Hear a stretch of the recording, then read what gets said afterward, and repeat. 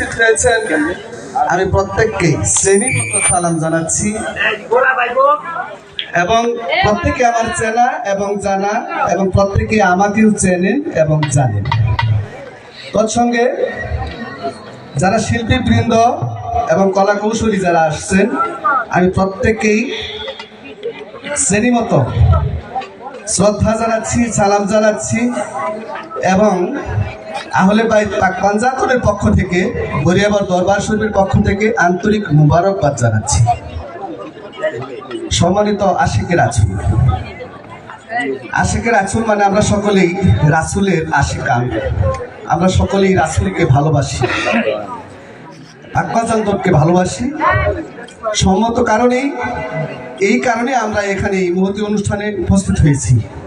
এক শ্রেণীর মানুষ কিন্তু এই অনুষ্ঠানকে পছন্দ করছে না, যারা পছন্দ করছে না করছেই না, আর যারা উপস্থিত হয়েছে আমার মনে হয় তারা অবশ্যই এই অনুষ্ঠানকে এবং আজকের এই গানকে এবং এই অনুষ্ঠানের মধ্যে যারা পরিশ্রম করেছেন এবং অনুষ্ঠানটা যারা বৎসর যারা পরিশ্রম করে আপনাদেরকে সাধু মহৎ যারা আছেন তাদেরকে কিছুটা না হলেও কিঞ্চিত যে আত্মার খোরাক যুগে থাকে, এই জন্য এই বাড়ির মালিক সহ যারা এই অনুষ্ঠানে যারা শ্রম দিয়েছেন পরিশ্রম করেছেন তাদেরকেও আমি আন্তরিক ধন্যবাদ জানাচ্ছি।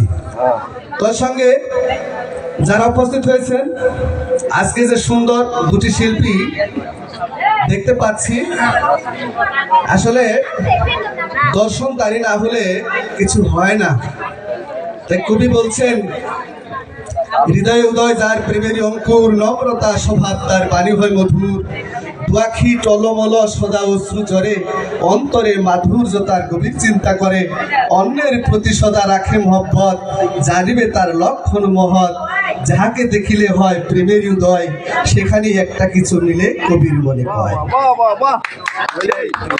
সেই দৃষ্টিতে এখানে অনেক সাধু মহতের চক্ষু দৃষ্টি আমি লক্ষণ পেয়েছি। এখানে যে আল্লাহর ওলি নাই এর কোনো গ্যারান্টি নাই। আমার শরীরের মধ্যে আমি যখনই পেয়েছি যে এখানে অবশ্যই আল্লাহর ওলি এখানে উপস্থিত হয়েছেন, এটা আমার ধারণা, আমার শরীর বলছে।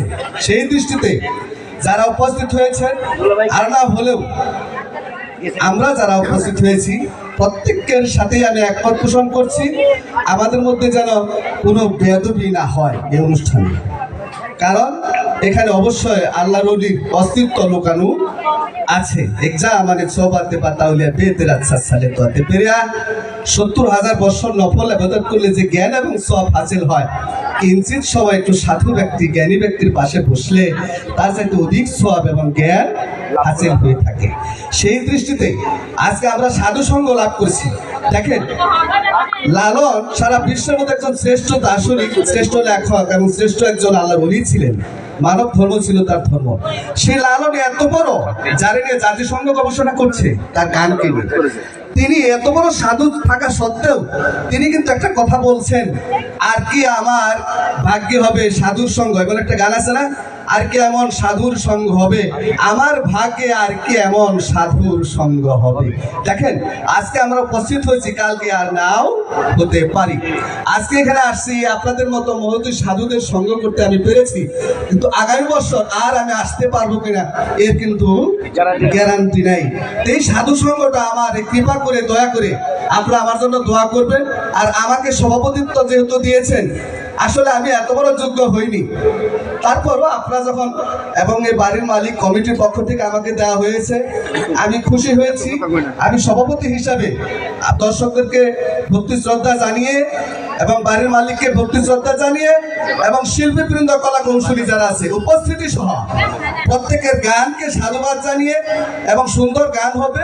আমরা সকলেই দর্শকে তাদেরকে এমন পরিস্থিতি এবং চাতক পাখির মতো এমন অভিনয় এবং কিছু ভাব গাম্ভীর্য আমাদের মধ্যে যেন থাকে, দর্শকের মধ্যে থাকে, শিল্পীবৃন্দ যেন গান গিয়ে মজা পায়।